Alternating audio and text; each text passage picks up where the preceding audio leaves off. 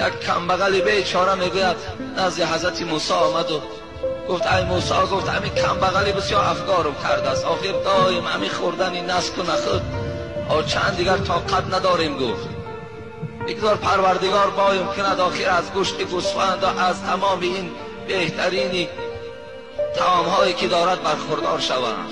حضرت موسی گفت ای بنده خدا، گفت همین حالی که داری بسیار حالت خوب است. گفت ای گفت دعا کن گفت که مرا پروردگار به دولت کند. دعای پیغمبرها تیری در نشان رسیدگی هست. حضرت موسی دعا کرد که پروردگارا، گفت همین بنده تا به دولت بگردان. دیگر چنان با دولت شد که دیگر هیچ حد کنار نداشت دولتش. از بین یک 3-4 سال گذشت. این برادر در آخر از ما طلب کرد از دعا کن که دابلا من بای شوم، کسی بود از خیلی. از من دعای حضرت موسی را بین و این حال این مرد ببین چی شده است. برای من دعا میکنم که خدا ترا رزق کفایت کننده دهد.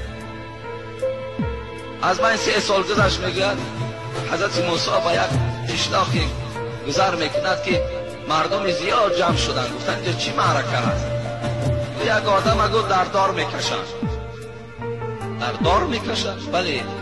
کی است این آدم؟ این آدم یک آدم بیچاره گدا بود. نزد حضرت موسی رفت دعا کردن. اونش پیغمبرها را نمیشناختن مردم. نزد حضرت موسی رفت. حضرت موسی در حقش دعا کرد، به دولت شد. بعد که دولت و سعادت زیاد پیدا کرد، در حال دستی به زنا زد.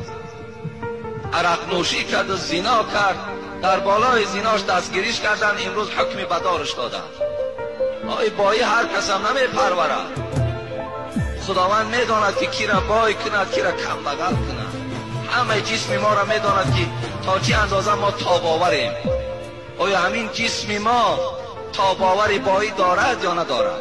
و الله میداند این. بعدا حضرت موسی بسیار غمگین شد. نگاه کرد که این مرد را که دعا داده بود برداشتن و در گردنش بنده و در دار کشیدن. غمگین شد. میگه حضرت سعدی میگه که یک ندای آمد به گوش حضرت موسی که با یک طریق نظم که از جانب پروردگار که آن کس که توانگرت نمیگرداند اون مصلحت تو از تو بهتر داند. ای حضرت موسی، پروردگار از تو در دیده بهتر میداند که کی را بای کند، کی را کم بغل سازد. الله این نحستر میداند.